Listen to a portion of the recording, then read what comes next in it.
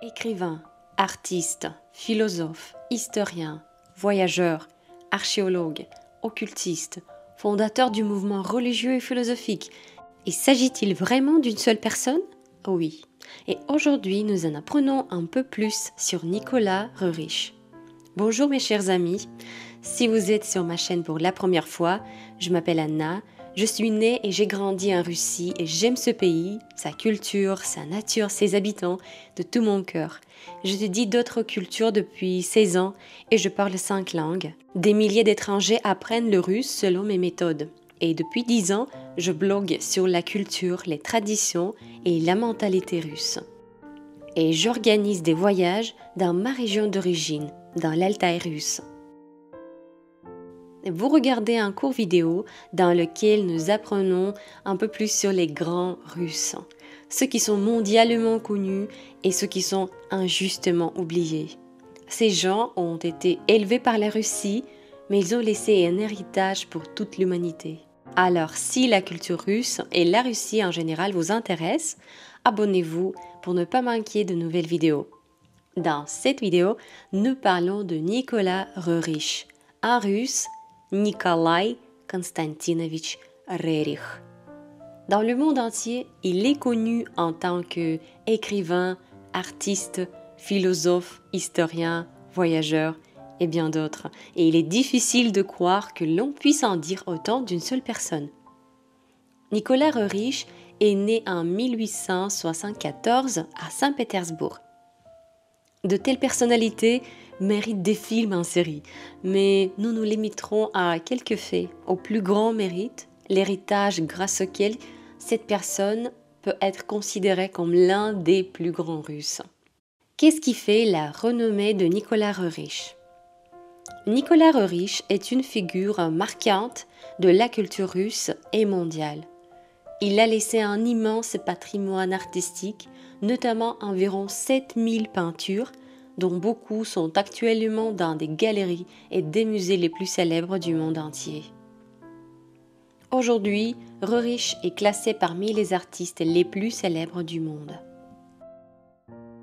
Dans les années 1920, Roerich réussit à réaliser son rêve grandiose, une expédition à travers l'Asie centrale. En russe, Центрально-Азиатская expédition.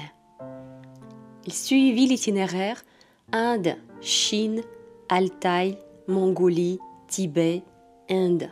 L'expédition a fourni un matériel incroyablement riche, des collections de minéraux et de plantes.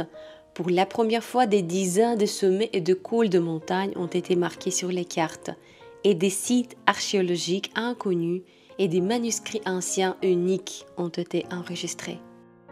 L'Altaï a joué le rôle le plus important dans cette expédition. Ces montagnes attiraient les voyageurs et les archéologues depuis toujours.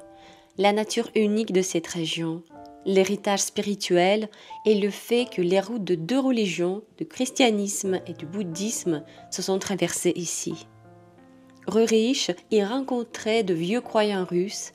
Il habitait dans le village de Verkhoïmon, en russe Verkhoïmon, et c'est là qu'il a créé le nombre considérable de ses tableaux les plus célèbres. Roerich était un mystique et un occultiste. Un enregistrement unique de sa voix a été préservé, où il réfléchit à Shambhala et à la possibilité de son existence.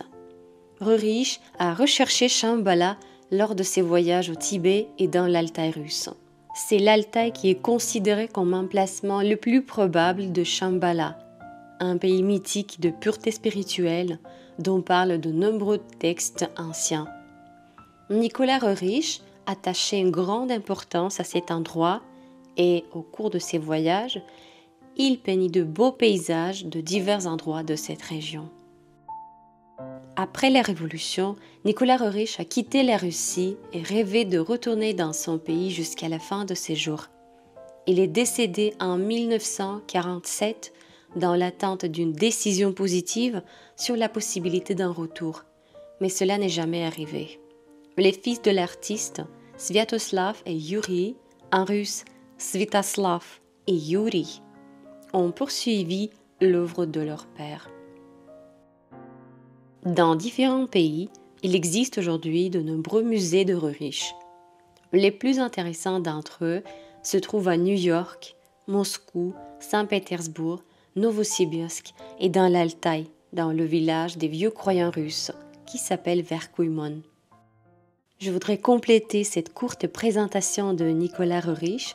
Parlons de ses citations les plus célèbres.